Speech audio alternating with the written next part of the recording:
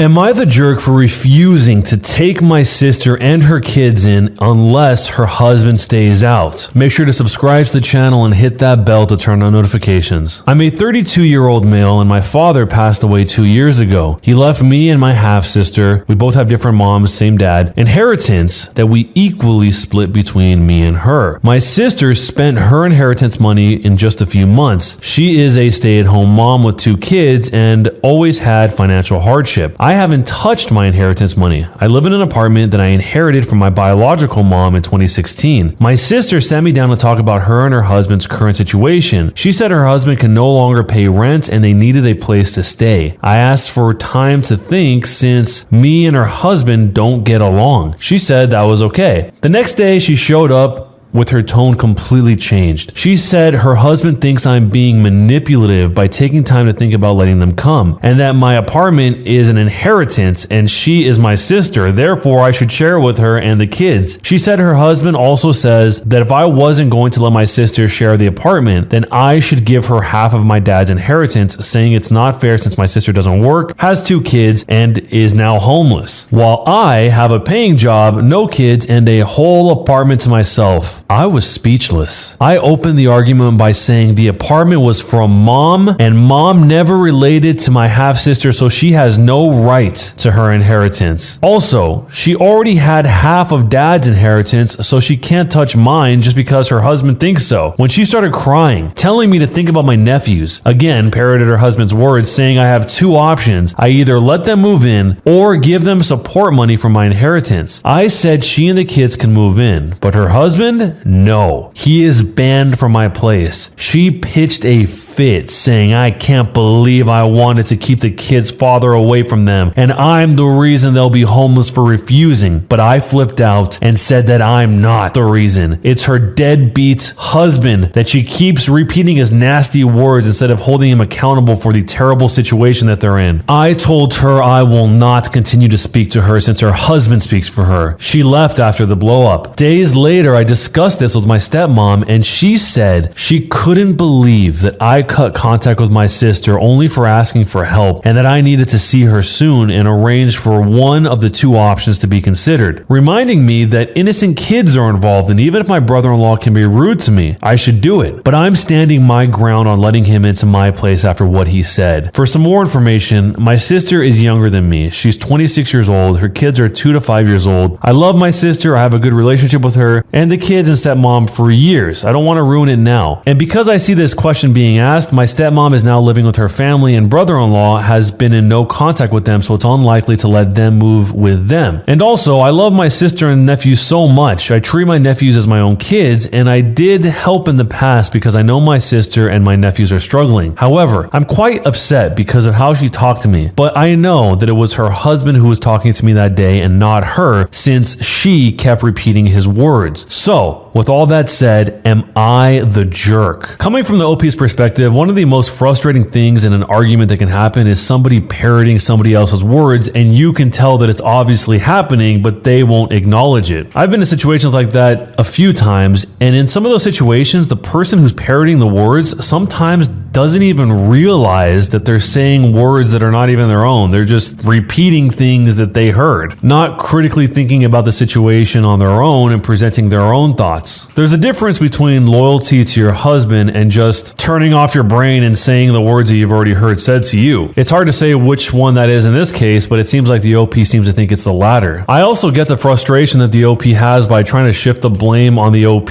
for not letting everyone stay at the apartment when not even acknowledging the reason for being in the situation in the first place. Obviously, there are situations where hardships happen to people and it has nothing to do with their decisions, it just happens to them, but the OP seems to be implying that this is not one of those situations. Specifically, the line where the OP says it's because of her deadbeat husband and her not holding him accountable for the terrible situation that they're in. So that one line says a lot about how the OP sees the situation that they got into. So if you were in this situation and you had a sibling that had a spouse that you couldn't stand and they wanted to stay at your place, what would you do, and jerk or not a jerk, and why? A farmer leases land from a landowner. The landowner has the farmer do all the hard work of getting the soil ready and having a crop coming, and right before the harvest season tells the farmer he can't renew his lease. The reason being is because the landowner wanted the $1.5 million revenue for himself, even though it was the farmer that did all the work. So here's what happened. Let me preface this by noting that this revenge was not my doing, at least not exactly. It happened back in the 90s when I was in high school and centered around the type of school that I attended. So in case you weren't aware, it's very common in agricultural communities to have what are known as farmer schools. That's not a technical term, but more just something easy to define them. The schools are generally organized by the local farmers, and while you still study the various courses needed to get into college, you also study farming technology courses and get the credit hours for work study, i.e. working on one or more farms. The area I lived in was surrounded by a large number of farms which grew cotton primarily. So during the year we would spend time out in the field both tilling, planting, and harvesting. One of the farms near the school was this 1,000-acre spread that, like the others, grew mostly cotton, although sometimes they rotated to soybeans and silage, which is basically corn but you don't have to harvest it. This farm had a long partnership with the schools, so the students provided near free labor for the farmer. The farmer leased this property from some out-of-state owner and paid them a portion of the revenue from the harvest. Imagine my surprise when I and many of the classmates arrived at the farm to do our work study, and the farmer instructed some to crew the sprayers and start spraying herbicide on the fields, while others, myself included, were to take tractors and discs and plow everything under. The farmer wanted every square inch of the fields returned to just dirt. We were shocked, to say the least, but after some discussion, we set to work. It took us the better part of a weekend to do so, and when we were done, the field was in a beautiful, if barren, state. The farmer thanked each of us personally and paid us about $500 each. This was quite the sum for a 90s high school student. We returned to the school, told our headmaster that the contract was completed, and he informed us that the farmer would no longer be working with the school and would be sent to one of the other larger farms for the rest of the year and our work study. It was probably 2 or 3 months later before word started going around about why we'd been instructed to destroy the crop. Granted, these were just rumors, but based on how things turned out for the farmer, I suspect there's some truth to it. So apparently the landowner had decided that he was going to not renew the lease the farmer had on the land. This lease renewal just so happened to fall a few weeks before the harvest season would start. Given that the average cotton farmer earns about $1,500 per acre, a 1,000-acre farm would easily net the owner $1.5 million, about $500,000 of that being pure profit. I don't know what the farmer's lease was, but it stands to reason that he wasn't anywhere near that. So this landowner had figured out a neat little trick. Let the farmer get a good crop planted, then refuse to renew the lease. The farmer would just leave the plants in the field and the landowner would just need to pay some contractors to come harvest it and they'd earn a profit. Since at the time the farmer's lease wasn't up yet, he decided to prevent that from happening. His act of revenge against the owner was to prevent them from cashing in on their hard work. Sure, it destroyed his farm and he had to sell off most everything he owned to buy some property for himself, but he proved a point. The owner tried to sue the farmer, though he, the owner, really didn't have a leg to stand on, or so I was told. I think the court ruled that since the farmer was still under the lease when he had the land tilled under, then it was his property to do with as he wished, and thus the landowner couldn't tell him what to do with his property. I learned a rather valuable lesson from that man, beyond what I even learned about farming. The lesson was never, ever cross someone with nothing to lose. One last piece of information about the actual crop. Cotton is one of the few crops which leaves a negative nutrient value in the soil, meaning that after the harvest, even if you till the dead plants under, or even if you till them prior to the harvest, you won't have as many nutrients as you started with. That's why farmers will plant another crop, usually winter wheat, in place and then till under rather than harvesting it. This is something called green manure, but it works to put nutrients nutrients that the cotton pulled out of the soil back into it. While the ground wouldn't have been completely dead or sterile, any crop planted on that tract of land without further treatment of the soil wouldn't have produced the same acre per acre yield that a comparable crop would have had he gone to harvest and planted the secondary crop, which meant that the landowner would either have to plant the green manure and spend money that way or pay by the ton to use artificial fertilizer. So, was he the jerk for doing this to the land? What the landowner tried to do to the farmer was dirty. He basically tried to get a year's worth of free labor leading up to the harvest in order to extract the full $1.5 million or $500,000 profit without doing the backbreaking work that I'm sure it takes in order to pull off this entire operation. In the end, I'm glad that the farmer was able to get his own land, but man, he really backed this farmer up against the wall and tried to pull one over on him in such a dirty way. If he just would have let the farmer renew the lease until the harvest season was over, then maybe he could have got the land back in an acceptable form that wasn't totally drained of all of its nutrients and destroyed. But because he wanted that for himself without having to do any of the work and wanted the immediate gratification of getting the lease paid up to that point and then the harvest, the greed was just way too high. So if you were in this situation, let me know what you would do, and jerk or not a jerk, and why. Am I the jerk for refusing to help my parents even if they end up homeless with serious medical conditions? I'm a 28-year-old female and I was raised by super religious parents. It was a fight to be able to go to a normal college and not a Christian one with weird rules. When I did that, they said they will not be paying for my schooling until I, quote, come back to the right path. After struggling for a couple of months, a friend told me that the strip club she was working at was hiring. I have been dancing my whole life and I have a good figure, so I was hired pretty fast. A few months in, I dropped out of college because I was making serious money. I was making about $3,000 a week on a bad week and up to $11,000 a week on a good week. When my parents found out, they disowned me. The same goes for all of my extended family except for 2 cousins. Fast forward 9 years, I own my house outright. I own a Tesla. I don't have debt. I also own an apartment building that I rent. Stripping has a short lifespan and other investments. Now my parents contacted me. Apparently, my father lost his business during COVID. My mom has always been a stay-at-home mom and they declared bankruptcy and they are struggling. They live in an old camper. Also, my mom is diabetic now and my dad has always had heart problems and they want my help. I said no, I don't have parents anymore. And furthermore, according to their religion and church, my money was earned while sinning. So to use it is to damn your soul to hell. And I don't really want to do that for them. My mom started crying and my dad said they didn't know where they went wrong with me. That was the last of it from them. A couple of aunts and uncles called me, but changed their family helps family tune very fast when I asked why weren't they themselves helping. But now, a couple of weeks later, I'm starting to feel like I was the jerk to them because a month's income from stripping would make a really big change for them, but I wouldn't even miss it that bad. So, am I the jerk for refusing to help my parents even though they might end up homeless with serious medical conditions? In some cases, people can go by and not help and they won't feel anything, but it sounds like the OP is already starting to have that little feeling eat at her because she's starting to feel like the jerk now. And in a lot of situations, when people are desperate enough, they will overlook some of their previous principles that they stuck by. So just because this money was made by sinning and that was unacceptable before, now it's probably serious enough of a situation that they just need the help regardless of where the money came from. Sometimes people call this blood money if it comes from hurting people,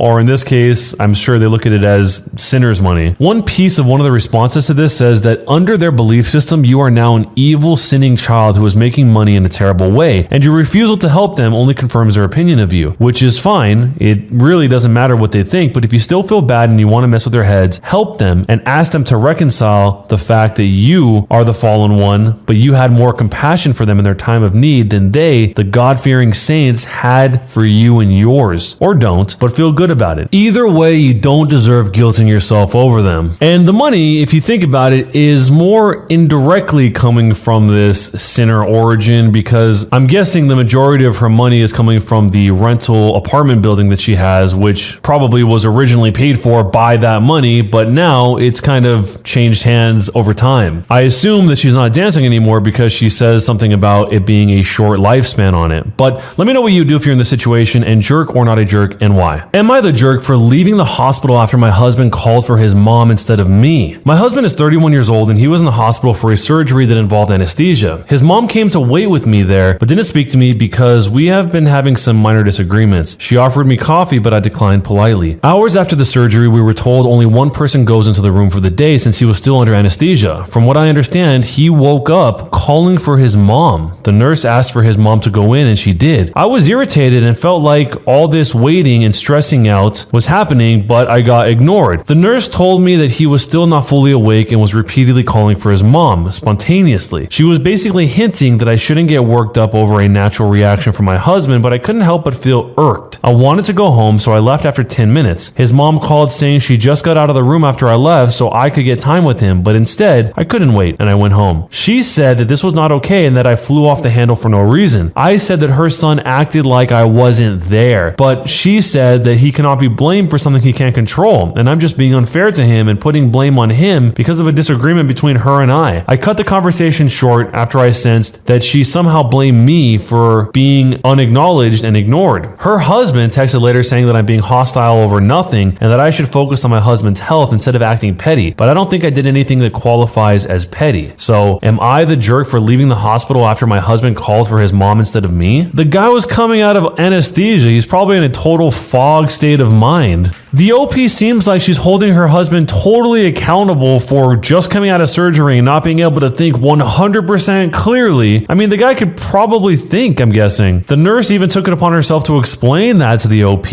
and then she had an opportunity to see her husband, but she got mad and left because the mom saw him first. That seems like the OP is more concerned about her discomfort of having to wait than the husband having the surgery. One of the responses said, "When my grandmother was in the hospital, she started asking for her mother who had been dead for 40 years. Anesthesia and painkillers do odd things to your brain." I mean, that could be the case, or he just wanted to see his mom, which is not a crime. So let me know what you would do if you're in this situation down below. Jerk or not a jerk, and why. When you subscribe, make sure to hit the bell to turn on notifications. Be a completionist and finish listening to the rest of the stories in the background via the link at the top of the description. And if you're a streamer, use the music for your live streams linked down below. It's copyright free and it's very good. Either way, thanks a lot for listening, and we'll see you guys next time.